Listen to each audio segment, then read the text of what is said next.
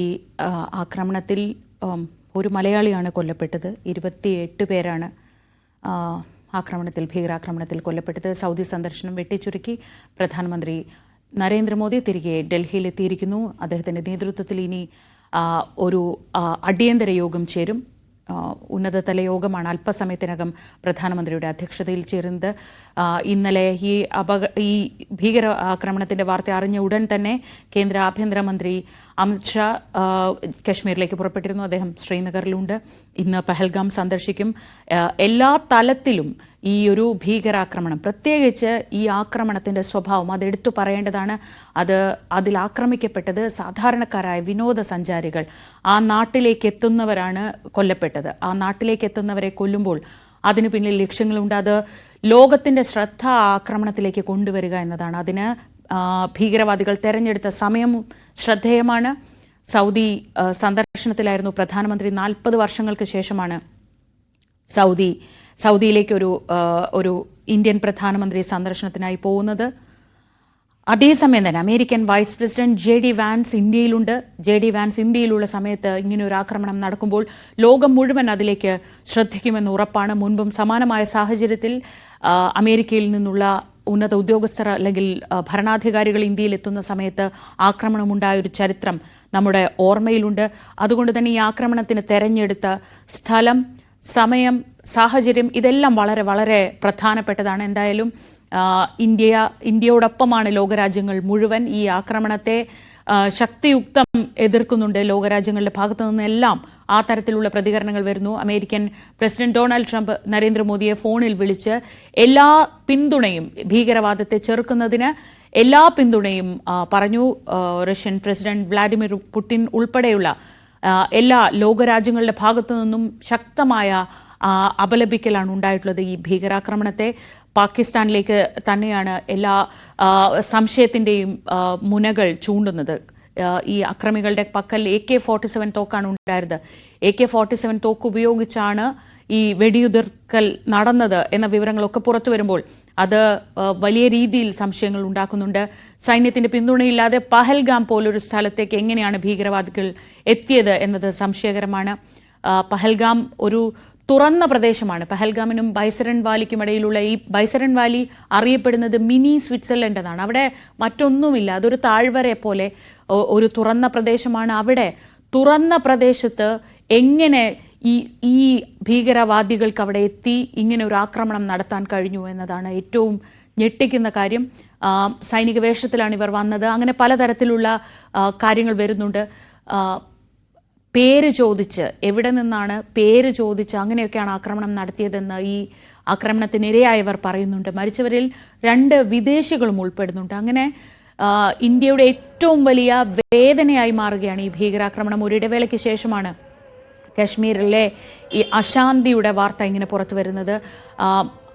ഇതിനിടയിൽ ഒരുപക്ഷെ ഈ കശ്മീരിന്റെ പ്രത്യേക പദവിയൊക്കെ എടുത്തു കളഞ്ഞ ശേഷം എന്ത് സംഭവിക്കുമെന്ന് ഏവരും ഉറ്റുനോക്കിയിരുന്നെങ്കിലും അവിടെ നിന്ന് വലിയ കാര്യമായ അത്തരം പ്രശ്നങ്ങളൊന്നും വന്നില്ല. മറിച്ച് പൂർണ്ണമായി ഒരു സുരക്ഷയുടെ അന്തരീക്ഷം, ശാന്തിയുടെ അന്തരീക്ഷം ഉണ്ടായി. അതേ തുടർന്നാണ് കഴിഞ്ഞ വർഷങ്ങളിൽ വലിയ രീതിയിൽ കശ്മീരിലേക്ക് യാത്രികരെത്തിയിരുന്നത്. കഴിഞ്ഞ ഒരു വർഷത്തിൻ്റെ മാത്രം 2024 മാത്രം നോക്കിയാൽ ഏതാണ്ട് 2.35 കോടി, അതായത് 2,35,00,000 ടൂറിസ്റ്റുകളാണ് 2024 കഴിഞ്ഞ ഒരൊറ്റ വർഷം മാത്രം എത്തിയത്.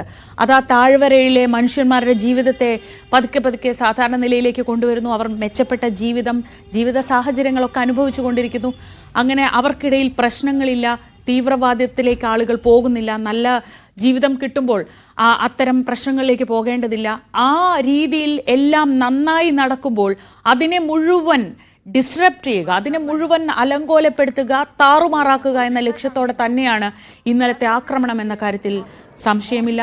ഏറ്റവും വേദനയുടെ ഒരു ദൃശ്യമായി, നോവിൻ്റെ ദൃശ്യമായി മാറിയത് ഹരിയാനയിൽ നിന്നുള്ള വിനയ് നർവാലിൻ്റെ മരണമാണ്. വിനയ് നർവാൽ കൊച്ചിയിലാണ് ജോലി ചെയ്യുന്നത്. കൊച്ചി നാവികസേനയിലെ ഉദ്യോഗസ്ഥനാണ്. നർവാലിൻ്റെ ഭാര്യ ഹിമാൻഷി ഇരിക്കുന്ന ആ ദൃശ്യം നമ്മുടെ ഒന്നും മനസ്സിൽ നിന്ന് ഒരു കാലത്തും ആ ദൃശ്യം ഇനി മാഞ്ഞു പോയില്ല. 6 ദിവസം മുൻപാണ് ഇരുവരും വിവാഹിതരായത്. മധുവിധു യാത്രയായിരുന്നു കശ്മീരിലേക്ക്. വിനയ് നർവാളിന്റെ മൃതദേഹത്തിന് തൊട്ടരികിരിക്കുന്ന ഹിമാൻഷിയുടെ ദൃശ്യങ്ങൾ ഇന്നലെ മുഴുവൻ സോഷ്യൽ മീഡിയയിൽ നിറഞ്ഞത് ഈ ഒരൊറ്റ ദൃശ്യമാണ്. ഈ ഒരൊറ്റ ദൃശ്യം പറയുന്നുണ്ട് ആ ഭീകരാക്രമണം എത്ര ക്രൂരമായിരുന്നു എന്ന് പറയുന്നുണ്ട്. ഹിമാൻഷിയുടെ കണ്ണീരിനൊപ്പമാണ് ഇന്ന് ഇന്ത്യ മുഴുവൻ, ലോകം മുഴുവൻ നിൽക്കുന്നത്. ഈ ഒരൊറ്റ ദൃശ്യം കൊണ്ടാണ് നമ്മളെല്ലാവരും ഈ ആക്രമണത്തിന്റെ ഒരു വലിയ ഞെട്ടൽ പങ്കുവച്ചത്. ലോകം മുഴുവൻ ഇന്ത്യക്കൊപ്പമാണ് ഇന്നത്തെ ദിവസം. ഈ ആക്രമണത്തിന് എങ്ങനെ തിരിച്ചടി നൽകും, എങ്ങനെ മറുപടി നൽകും, ഇനി ഈ ഭീകരവാദത്തിന്റെ വേരുകൾ എങ്ങനെ അറുത്തുമാറ്റും, പതുക്കെ വീണ്ടും ആഴ്ത്താൻ ശ്രമിക്കുന്ന ഭീകരവാദത്തിന്റെ വേരുകൾ എങ്ങനെയാണ് നമ്മൾ അറുത്തുമാറ്റാൻ പോകുന്നത്, അത് ലോകത്തോട് വിളിച്ചു പറയേണ്ട ഒരു സമയമാണ്. പ്രധാനമന്ത്രി നരേന്ദ്രമോദിയുടെ നേതൃത്വത്തിൽ അല്പസമയത്തിനകം ഉന്നതതല യോഗം ചേരും. അതിനുശേഷമായിരിക്കും മറ്റു കാര്യങ്ങൾ തീരുമാനിക്കുക. കേന്ദ്ര ആഭ്യന്തരമന്ത്രി അമിത്ഷാ അല്പസമയത്തിനകം തന്നെ പഹൽഗാമിലേക്ക് പോകും. അവിടെ സ്ഥിതിഗതികൾ വിലയിരുത്തും. കൊച്ചിയിൽ നേവിയിൽ ജോലി ചെയ്യുന്ന വിനയ് നർവാളാണ് കൊല്ലപ്പെട്ട 28 പേരിൽ ഒരാൾ. 27 പുരുഷന്മാരും ഒരു സ്ത്രീയുമാണ് കൊല്ലപ്പെട്ടത്. പല വാർത്തകളും വരുന്നുണ്ട്. പുരുഷന്മാരെ കൊന്നതിന് ശേഷം തങ്ങളെ കൂടി കൊല്ലൂ എന്ന് പറയുന്ന ഭാര്യയോട് ഇത് നിങ്ങൾ നിങ്ങളുടെ രാജ്യത്തോട് പോയി, നിങ്ങളുടെ ആളുകളോട് പോയി പറയൂ എങ്ങനെയാണ് ഈ ആക്രമണം നടത്തിയത് എന്ന് പറഞ്ഞുകൊണ്ടായിരുന്നു ആക്രമണം നടത്തിയത്. നിങ്ങളെ ഒന്നും ചെയ്യില്ല എന്ന് പറഞ്ഞു എന്നൊക്കെയുള്ള തരം റിപ്പോർട്ടുകൾ വരുന്നുണ്ട്. ഇതിൽ ഏതൊക്കെ ശരി ഏതൊക്കെ തെറ്റെന്ന് നമുക്കറിയില്ല. പക്ഷേ അങ്ങനെയെങ്കിൽ തെരഞ്ഞു പിടിച്ചുള്ള കൊലപാതകമായിരുന്നു നടന്നത്. ഇപ്പോൾ വിനയ് നർവാളിന്റെ കുടുംബത്തിന്റെ ഒരു പ്രതികരണം വരുന്നുണ്ട്, അതിലേക്ക്. 4 दिन पहले गली में खुशियां मनाई जा रही थी और अभी ये सूचना मिली कि आतंकवादियों ने नाम पूछ के हमला करके उनको गोली मार दी गई है। नरवाल जी बोलते थे जिन्हें घूमने अभी शादी हुई थी उनके घूमने गए थे वो जम्मू कश्मीर। सारा परिवार सारी गली दुख है, खुशियां मना रहे थे यहाँ पे 4 दिन 10 दिन से सारे घर में सारी गली में खुशी का माहौल था।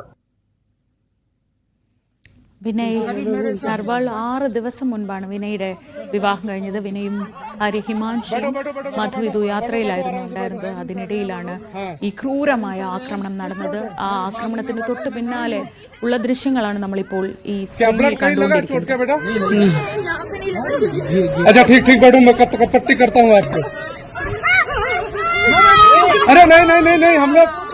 हम लोग फौज हैं, हम लोग बैठो हम लोग फौज हैं, बैठो चलो बच्चे को अरे हम लोग फौजी हैं, कुछ नहीं करेंगे, आपकी सेफ्टी के लिए आए हैं, आपकी सेफ्टी के लिए आए हैं, बैठो आपकी सेफ्टी के लिए आए हैं, हम इंडियन आर्मी हैं, बैठो। ये इंडियन आर्मी आप लोग कहाँ से आए हो, कहाँ से आए आप लोग हैं?